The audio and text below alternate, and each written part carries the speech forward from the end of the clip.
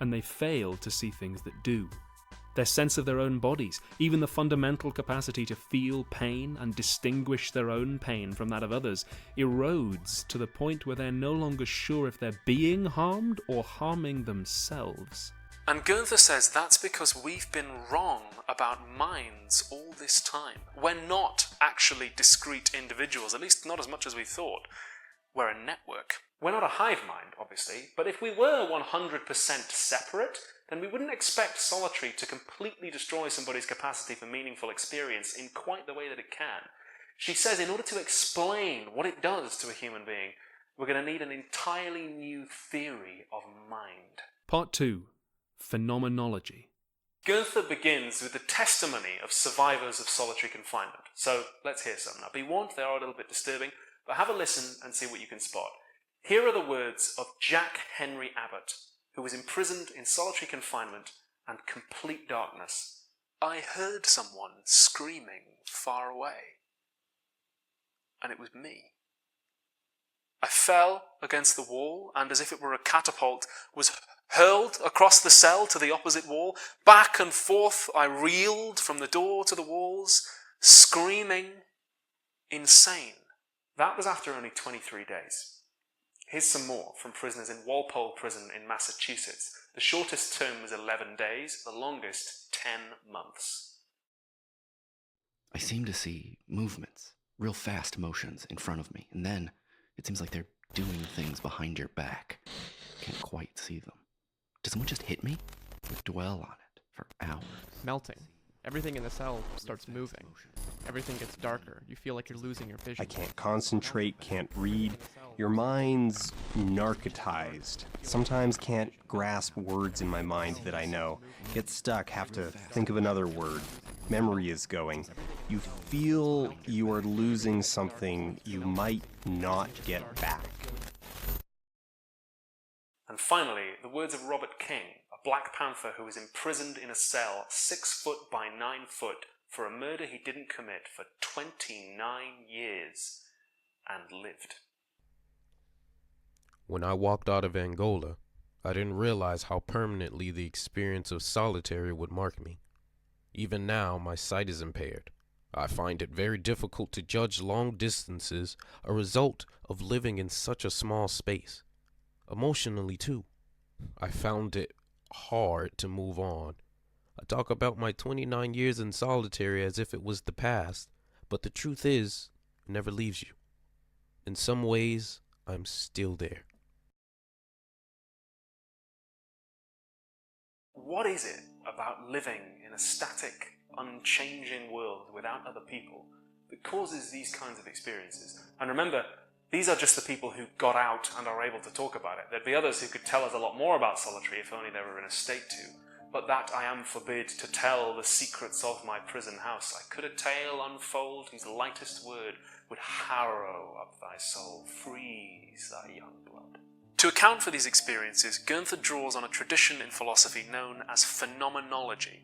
Now, a full survey of phenomenology is somewhat beyond today's scope, but in brief, it's the practice in philosophy of putting the quality of experience first. We ask, what is it like to experience the world? And once we've got some kind of answer to that, then we move on to questions like, what is the world like? And we can spot some interesting things in this way. Take this cup. If I were to consider it in the way that I normally do, I'd say that it's a cup and it has this pattern on it, it's got a chip out of it just here, and I can drink tea out of it, there's tea stains in it. But if I pay attention to the way in which I experience it, I notice that I can never see all of it at once. Although I think of it as being a single, separate chunk of matter, I only ever see one side of it at a time. And I never see it just on its own. I always see it against some background, or in some context, in some relation to me. So in fact, I'm not separate from the world at all.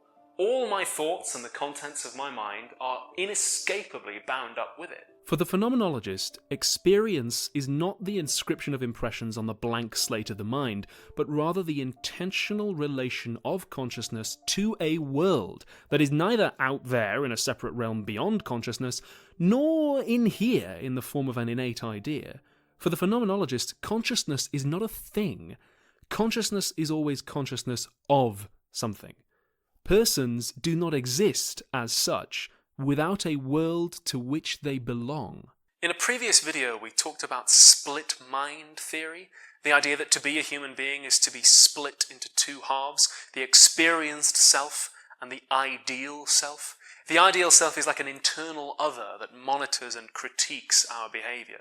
And Gunther takes this idea up and says maybe other people and the stimulation they provide and the examples they set to us are key to forming that ideal self. With nobody else around, there's nobody to check whether what you just saw was real or only in your head. There's nobody to tell you, implicitly or explicitly, how you should behave. And so your ability to do that for yourself starts to break down. The mind starts to break down.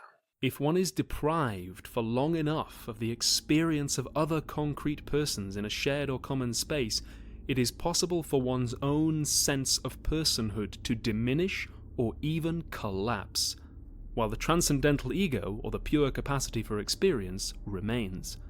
Without the concrete experience of other embodied egos oriented towards common objects in a shared world, my own experience of the boundaries of those perceptual objects begins to waver. It becomes difficult to tell what is real and what is only my imagination playing tricks on me. I may begin to hallucinate, spontaneously generating an experience of imaginary others in the absence of concrete bodily relations, or I may have less dramatic, but no less unnerving perceptual distortions, like the Supermax prisoners for whom the wire mesh on their door begins to vibrate, or the surface of the wall seems to bulge. To the extent that we regard the prisoner as an individual who is separable from the world and others, even if we acknowledge that this individual is a social animal whose environment has some sort of effect on physical and mental health, we fail to grasp the depths of the harm inflicted by solitary confinement.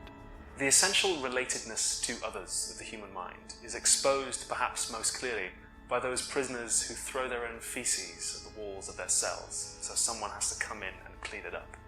Ordinarily, we might say, they're just being disgusting or trying to be awful towards the guards. But Gunther invites us to the idea that people who do this can do it because they literally have nothing else left to do. In a 6-foot by 9-foot cell, alone, for years, sometimes decades, there are no actions they can take that will meaningfully change their world. There are no tasks left to perform that can establish a relationship with somebody else. And if deprived of that relation with the world and others, the mind will break down. So almost as a self-defense mechanism, it forces a connection with somebody, even using the crudest of methods, even though that somebody will probably punish them more in the long term as a result. Part 3. Torture. Little wonder then that many people will consider solitary confinement to be a form of torture. Since the 20th century, torture techniques have come on a little bit. It's no longer in vogue to just put someone in thumbscrews or stretch them on the rack. It's also not a particularly reliable way of obtaining information, if the goal of the torture is to get information, which it isn't always. The CIA's Human Resources Exploitation Training Manual has this to say: the torture situation is an external conflict, a contest between the subject and his tormentor. The pain which is being inflicted upon him from outside himself may actually intensify his will to resist. On the other hand, pain which he feels he is inflicting upon himself will be more likely to sap his resistance. And in line with that, Gunther says that torture in the modern age tends to focus on turning the victim against themselves, turning the experienced self against the ideal self. The use of stress positions, like forcing a prisoner to squat for hours on end, exploits their own body as the torture device, wearing them down psychologically as well as physically. It's a little bit like playing good cop, bad cop, only you make the prisoner their own bad cop. That way it's a lot easier for the torturer to come in and pretend to be the good cop who genuinely cares about the prisoner and just wants to get them out of this awful situation. Survivors of places like the Abu Ghraib prison and Guantanamo Bay have testified that loud music was played at them for hours by United States soldiers as an enhanced interrogation technique, and the principle there is the same. Gunther argues that solitary confinement is the purest distillation